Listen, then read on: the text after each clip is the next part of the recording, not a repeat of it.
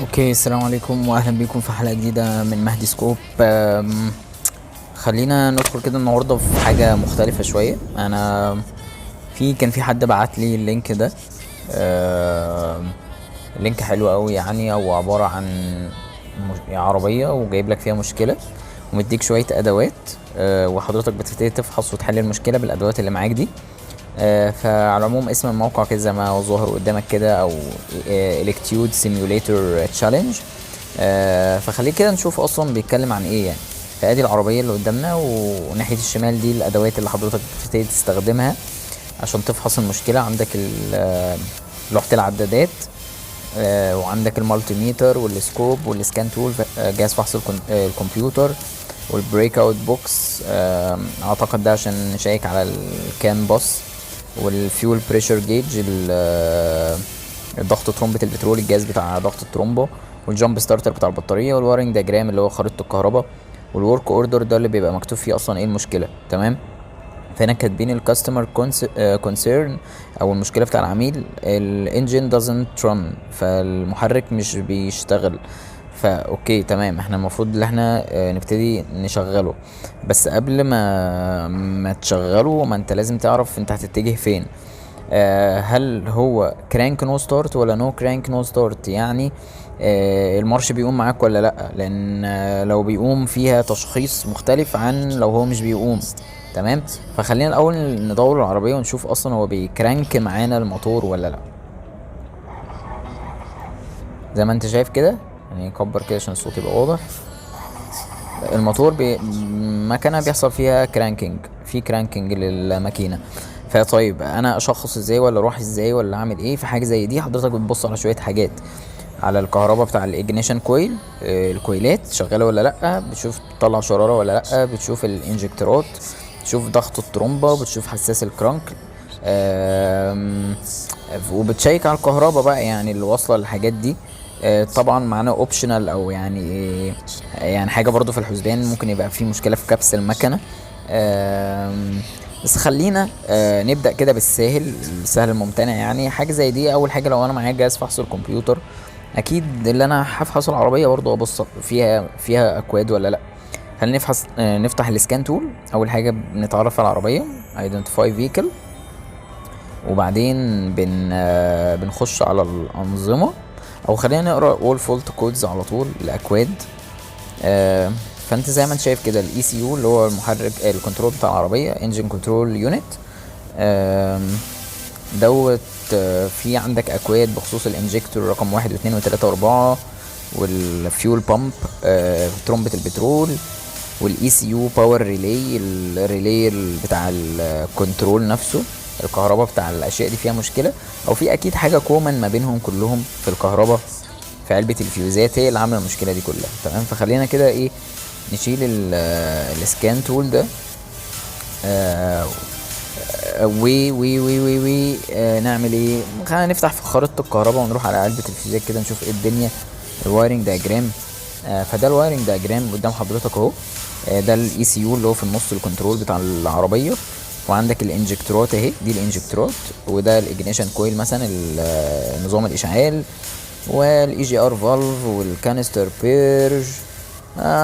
بغض النظر، والحساسات هتلاقيها تحت هنا. لو طبعا هنستخدم حاجه من دي هنبقى ايه، نبص عليها واحده واحده كده، مش عايزين نضيع وقت. خلينا، هو بيقول لك وده الريلي الرئيسي اللي هو المين ريلي.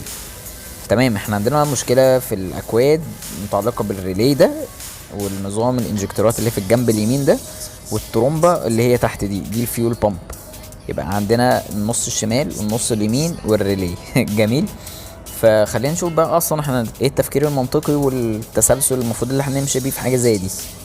اول حاجه بنروح على الريلي نفسه، وبنشوف الكهرباء واصله ولا لا، ولازم نعرف الريلي ده شغال ازاي. يعني زي ما احنا اتعلمنا قبل كده، الريلي ده يبقى نصين، نص كنترول سايد اللي هو بيبقى فيه الملفات، بيبقى على البنة رقم 1 دي بيدخل 12 فولت، والبنة رقم 5 دي المفروض ان الكنترول يفعلها بالارضي وبالجراوند. تمام. عشان يقفل اللود سايد اللي هو الناحيه التانية اللي هو الجنب اليمين ده، او السويتشات اللي جوه في الريلي دي بتتقفل، او الاوتبوت سايد يبتدي. والبنه رقم 2 دي طبعا عليها 12 فولت، فاول ما السويتشات دي تقفل ال 12 فولت دول يمشوا من بنه رقم 2 ويروحوا لرقم 4. وبعدين يخشوا في الفيوز ده اللي هو اف 11، وبعدين يروحوا على الريلي ده بتاع الريلي الترومبا، وبعدين يشغلوا الترومبا. جميل. ال 12 فولت دي تروح هنا لحد الايه الترومبا، وال 12 فولت اللي جايه من برضو رقم 2 اللي فوق دي البنه رقم 2 المفروض بتروح على السويتش التاني اللي هو رقم 3، بتروح على الفيوز اللي هو اف 2، وبعدين بتبتدي تتوزع على الناحيه اليمين دي كلها، بتروح على الانجكتورات، وبتروح على الاي جي ار فالف، وبتروح على الكانستر بيرج سولينويد، وبتروح على الثروتل بادي البوابه الموتور بتاع البوابه. تمام. طيب جميل. خلينا كده نجيب بقى الافوميتر بتاعنا ونروح عند الريلي ده اللي هو كام، الريلي اللي هو كي 2 مكتوب اهو كي 2. لازم نتاكد ان في 12 فولت عند البنه رقم 1 والبنه رقم 2 اول حاجه، وبعدين نشوف الارضي عند البنه رقم 5. تمام. المفروض طبعا ان الريلي ده بيتفعل والكونتاك في وضع الاون، يعني انا المفروض الاون دلوقتي على الاون بوزيشن. تمام. على الاون كده المفروض ان الريلي ده يبقى شغال. تمام. المفروض الكنترول يديله ارضي ويفعله، لان ده الريلي الرئيسي مع الاجنيشن اون بيبتدي يوزع ال 12 فولت على الانظمه دي كلها. جميل.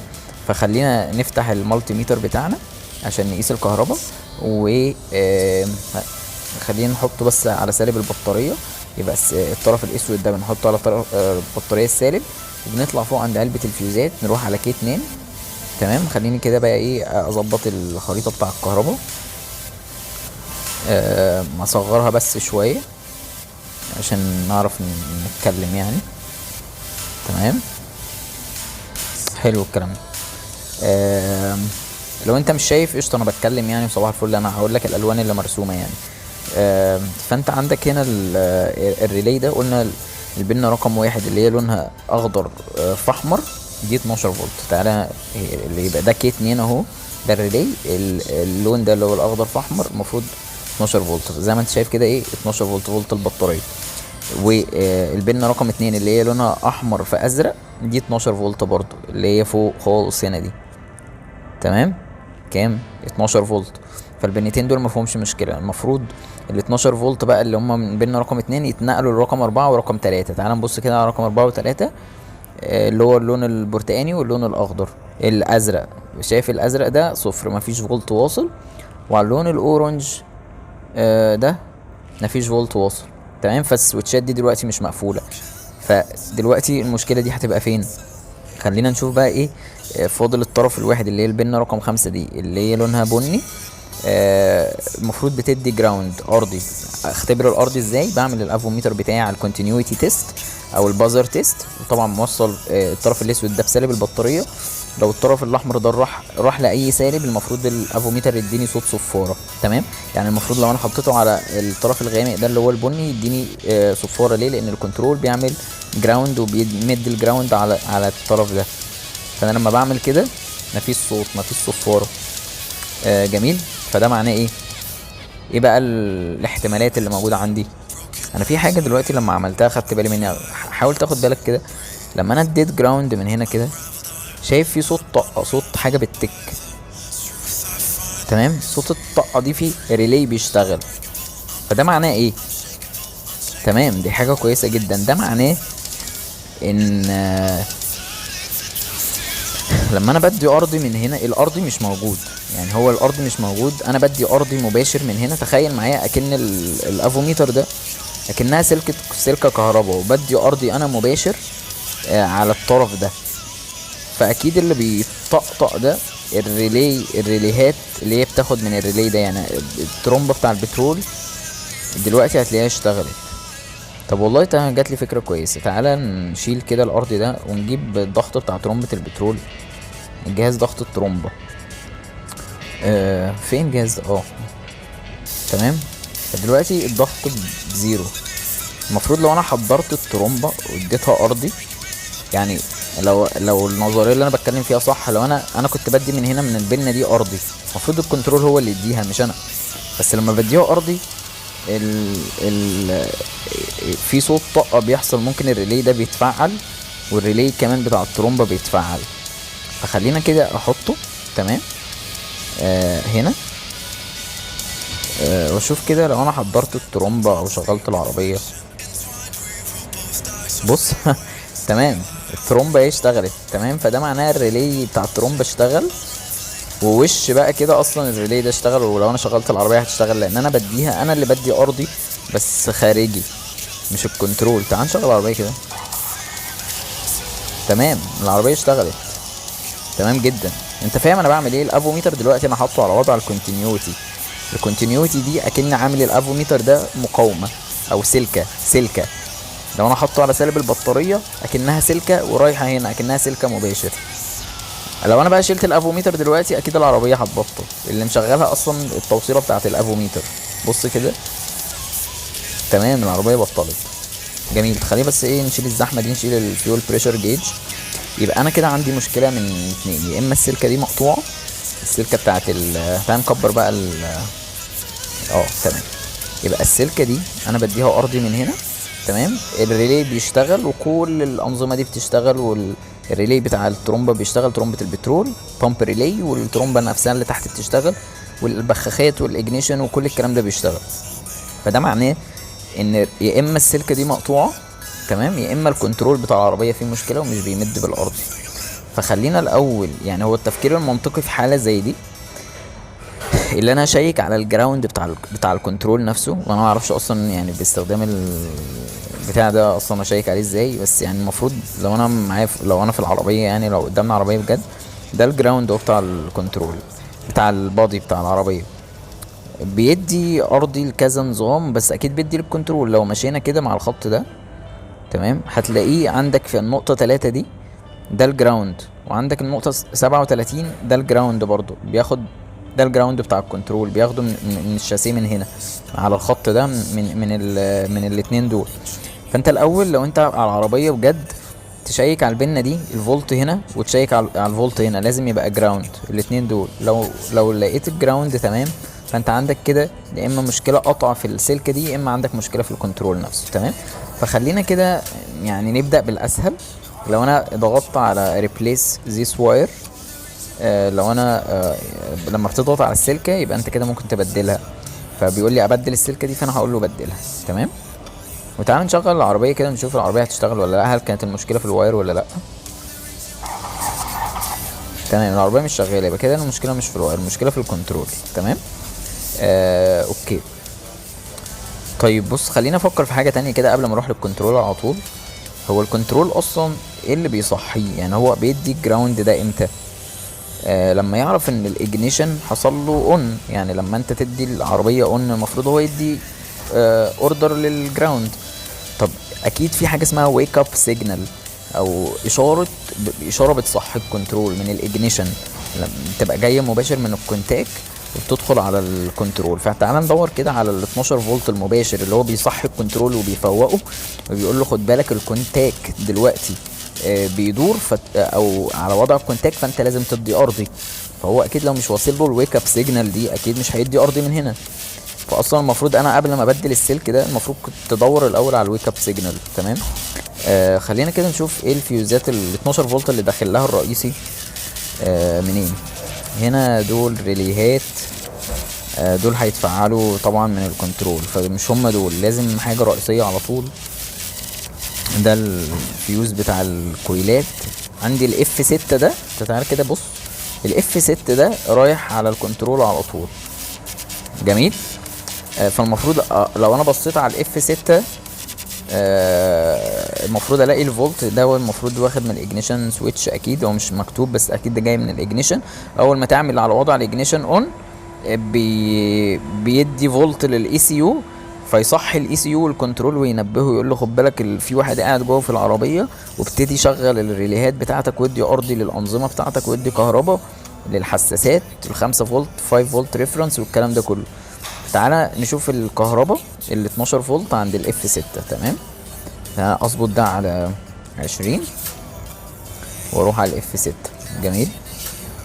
فيوز رقم اف 6 المفروض هنا فولت البطاريه تمام 12 والناحيه التانية 12. اوكي فده الفيوز ما فيهوش مشكله. انا معرفش ازاي اشيك على يعني السلكه دي. المفروض لو انا في العربيه هروح واشوف في 12 فولت واصلين لحد البنه 26 دي في الكنترول ولا لا. بغض النظر بس انا عايزك تفهم معايا تمام. احنا لو في العربيه هنعمل ايه؟ احنا قشطه بندردش مع بعض. فخليني كده بدل انا السلكه دي اصلا ممكن تبقى مقطوعه واشغل العربيه تمام. فممكن انا عندي 12 فولت هنا فعلا بس مش واصلين للكنترول. انا دلوقتي بدلتها. تمام، خليني كده اشغل العربيه. تمام، فالويك اب سيجنال ما كانتش هي المشكله، حتى انا بدلت السلك. مش هي دي المشكله. تمام، تعالى بقى ايه انا هبدل الكنترول. خلينا كده نبدل الكنترول. اقفل بقى الوايرنج دايجرام ده. وفي اوبشن بقى اللي انت اصلا تقدر تغير القطعه في العربيه ازاي. اللي انت بتروح على القطعه ده الاي سي يو اهو، طبعا بتشيل الفيشه بتاعته. انا شلت الفيشه كده، وبعدين بتك عليه، بضغط عليه وبحطه تحت هنا كده. وبعدين لو انا ضغطه واحده برضو بيقول لي ريبليس ذيس بورت، يعني غير القطعه دي. اقول له ايوه، بيبدلها لي بقطعه جديده وبحطها. حلو. بعدين بقى يا معلم بتعمل ايه؟ تركب الفيشه تاني. بسم الله ما شاء الله عليك نبيه. بعدين نعمل ايه بقى؟ انت دلوقتي كنترول، فانت لازم تعمل برمجه اكيد. فبروح على السكان تول وبعمل سيستمز، بختار السيستمز، بختار الانجن المكنه، ولو في برمجه يبقى برمجه. الاي سي يو بختار الاي سي يو انجن كنترول يونت، وبعدين بعمل بروجرامينج. تمام، فهو دلوقتي بيبرمج. programming update not required بلا بلا بلا. ماشي، latest version ما علينا. هو دلوقتي خلص ولا لا معرفش. هنطلع بره كده ونعمل فولت كودز نشيك. اوكي، تعالى بقى نمسح الاكواد اصلا. تعالى نشغل العربية اصلا، يعني فكك من السكان تول دلوقتي نشوف هتشتغل ولا لا. يا ولد، العربية اشتغلت. حلو، ده الكلام ده حلو. يبقى المشكلة دلوقتي فين؟ الكنترول. انت خدت بالك احنا عملنا ايه بقى من الاول للاخر؟ تمام، احنا شغلنا العربيه بس عشان نتاكد ان الدنيا تمام. انت لو جالك عميل وبيقول لك عندي مشكله في العربيه، حضرتك لازم بقى تخلي جهاز الكمبيوتر كده مفتوح معاك، وتقعد تطلع بالعربيه تجربها، وتدوس على دواسه البنزين وبتاع، وتشوف هيطلع معاك اصلا اكواد تانية ولا لا. تمام، خلينا ندوس على دواسه البنزين كده للاخر.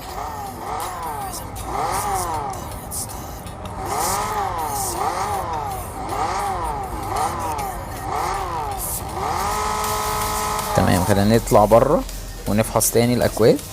تمام، مفيش اي اكواد اهو. نو دايجنوستيك ترابل كودز. اهلا بيكم يا جدعان. طب خلصناها بسرعه. تمام، نقفل السكان تول ونقفل المالتي ميتر. جميل. يبقى نروح بقى على الورك اوردر بتاعنا. فهو الورك اوردر هنا بيقول لك ايه الدايجنوزز اند ورك بيرفورمد. انت عملت ايه؟ احنا غيرنا ايه؟ احنا غيرنا كذا سلكه اصلا المفروض ما كانتش تتغير. بس الصراحه انا ما اعرفش ازاي يعني اشيك على البنات بتاع الكنترول من البرنامج ده. والله اكيد في طريقه يعني، بس صباح الفل. انا قلت لك نظري انت تعمل ايه. لو انت العربيه تروح تشيك على البنه دي رقم كذا في الكنترول، وتتاكد مثلا ان وصل لها كهرباء او ارضي، وبعد كده تبتدي يعني تعمل زي ما انا عملت في الفيديو. تمام، بس احنا اوريدي اتكلمنا مع بعض، مش لازم نعملها دلوقتي على البرنامج. تمام، احنا عملنا ايه؟ ريبليس. عملنا ايه؟ ريبليس اي سي يو، او بلاش نكتبها بالصيغه دي. ECU has been replaced. تمام، غيرنا حاجه تاني؟ لا ما افتكرش. الاسلاك التانية اللي احنا غيرناها دي ما كانش ليها اي ستيل لازمه.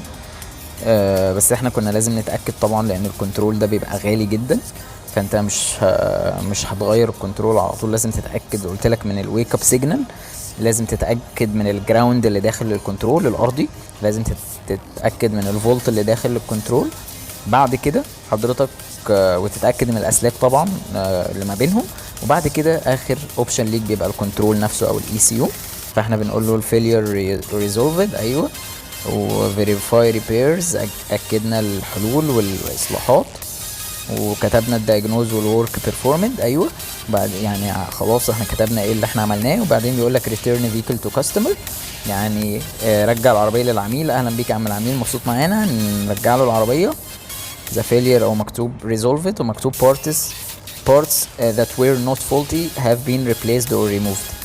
في بعض القطع احنا بدلناها ما كانش لازم اللي احنا نبدلها، زي الاسلاك اللي احنا بدلناها، بس احنا قلنا بنعمل كده عشان نتاكد، لان انا مش عارف نشيك عليها ازاي بالبرنامج ده. تمام، او بالموقع ده. فخلينا نطلع نعمل باك بقى كده.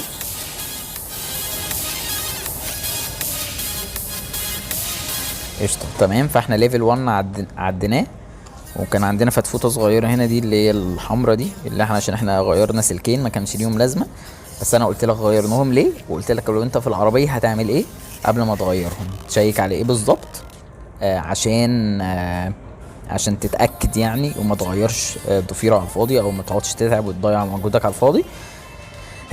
قشطه. ليفل 2 بقى بيقول لك ايه، the engine runs irregularly. تمام، يعني المكنه فيها مشكله، بترج بقى، هتلاقيها بترج او فيها مشكله ما. خلينا نعملها بقى في فيديو تاني. جميل. ونقفل الفيديو ده على ده، يا رب تكونوا اتعلمتوا منه حاجه، والثوت بروسيس ونظريه التفكير بتبقى عامله ازاي لو عندك مشكله. في شغلانتنا دي مفيش تخمين، احنا بنتبع الدلائل عشان نوصل للمشكله بتفكير علمي صحيح. no assumption, just follow the evidence. اتبع الدلائل عشان توصل للمشكله. شكرا، السلام عليكم.